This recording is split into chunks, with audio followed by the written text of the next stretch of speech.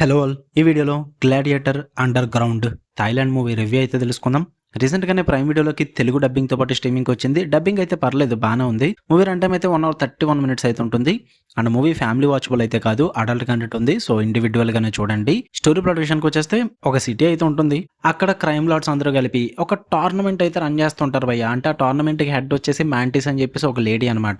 But మిగతా crime Lord's అందరూ కలిపి అక్కడ స్పాన్సర్‌షిప్ అయితే చేస్తూ ఉంటారు ఫైటర్స్‌కి. ఈ ఫైటర్స్ ఎలా అంటే ఫస్ట్ ట్రైఔట్స్ చేయాలి. ఆ ట్రైఔట్స్‌లో సెలెక్ట్ అయిన వాళ్ళు స్పాన్సర్స్‌ని ఎతుక్కొని ఆ తర్వాత టోర్నమెంట్‌లో పాల్గొనాలన్నమాట. వాళ్ళు ఫైట్ చేసుకుని డబ్బులు సంపాదించుకోవచ్చు. వాళ్ళు స్పాన్సర్ చేసిన వాళ్ళు కూడా డబ్బులు సంపాదిస్తూ ఉంటారు. ఇదంతా కూడా అండర్ వరల్డ్‌లో జరుగుతూ ఉంటుంది. ఎలాంటి టోర్నమెంట్‌లో పార్టిసిపేట్ చేయడానికి హీరో అండ్ అలాగే హీరో బ్రదర్ కూడా రావడం జరుగుద్దన్నమాట.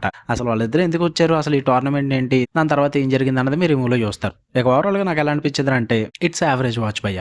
నేను అన్నట్టుగానే ది ఫ్యూరియస్‌లో ఉన్న గుండు మామ అదే బ్రియన్ లీ కూడా ఇందులో ఉన్నాడన్నమాట. నేను వాడి గురించి చూసా. ఎందుకంటే ఫ్యూరియస్‌లో బ్రియన్ లీ ఫైట్లు నాకు చాలా బాగా నచ్చాయి గుండు మామది. సో అందుకే ఇందులో కూడా బాగుంటాయని చెప్పేసి చూడడం జరిగింది. బట్ ఓవరాల్‌గా యావరేజ్ అనిపించింది. పాజిటివ్స్ విషయానికి వచ్చేస్తే ఏం లేవు భయ్య ఫైట్లు అంతే. జస్ట్ ఆ ఫైట్ల కోసం చూద్దాం అనుకుంటే జస్ట్ చూసుకోవచ్చు.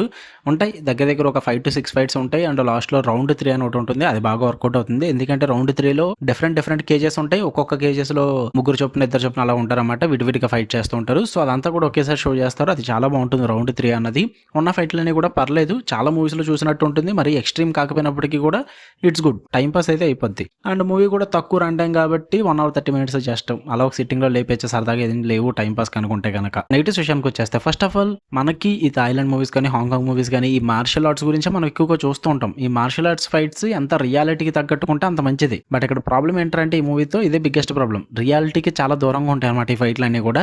రియాలిటీ కన్నా కూడా స్టైల్‌ని ఎక్కువగా ప్రిఫర్ చేస్తారన్నమాట వీళ్ళు. ఆ ఫైట్‌లో స్టైల్ క్రియేట్ చేస్తారు. కొన్ని డిస్గస్టింగ్ మూమెంట్స్ కూడా క్రియేట్ చేస్తారు. మెయిన్‌గా నేను ఏ ఫైట్‌ల కోసం అయితే చూసానో బ్రియన్ లీ క్యారెక్టర్ ఫైట్‌ల గురించి వాడి ఫైట్‌లనే చాలా డిస్గస్టింగ్‌గా చూపిస్తారు భయ్య. చిరాకు తెప్పించే విధంగా అంత వరస్ట్‌గా ఉన్నాయి వాడి ఫైట్‌లయితే. అంటే మరి 18+గా చూపిస్తారన్నమాట వాడి ఫైట్‌లు. సో అది అస్సలు నచ్చలేదు నాకు అసలు అది. చాలా చిరాకుగా అనిపించింది. అండ్ అలాగే మెయిన్ లీడ్ క్యారెక్టర్స్ కూడా వాళ్ళిద్దరు చేసే ఫైట్‌లు కూడా రియాలిటీకి తగ్గట్టుగా ఉండవు. వాళ్ళేమో రూల్స్ అంటారు, మాస్టర్ అంటారు, అదంటారు, ఇదంటారు తప్ప బట్ స్టైల్ ఎక్కువగా ప్రిఫర్ చేస్తారన్నమాట. పోజులు పెట్టడం, స్లో మోషన్‌లో గాల్లో ఎగరడం, అటు ఇటు మెలికలు తిరగడం ఇలాంటి స్టైల్ ఎక్కువగా ప్రిఫర్ చేస్తూ ఉంటారు. సో నాకు అది అస్సలు కనెక్ట్ అవ్వలేదు. నాకు అదే బిగ్గెస్ట్ ప్రాబ్లమ్ అనిపించింది. 1-2 ఫైట్‌లు చాలా బాగా అనిపించాయి. క్లైమాక్స్ ఫైట్ అంటే రౌండ్ 3 ఫైట్ ఉన్నదంతా కూడా నాకు యావరేజ్‌గానే అనిపించాయి. అండ్ అలాగే మెయిన్‌గా ఈ మార్షల్ ఆర్ట్స్ ఫైట్స్‌లో కూడా మళ్ళీ వెపన్స్‌ని ఇన్వాల్వ్ చేస్తారు. 1 కాదు, 2 కాదు చాలా వెపన్స్ ఇన్వాల్వ్ చేస్తారు. సో అందువల్ల ఫుల్‌గా ఫైట్స్ చూడడానికైతే ఉండదనమాట. సో అది కూడా కొంచెం ప్రాబ్లమే.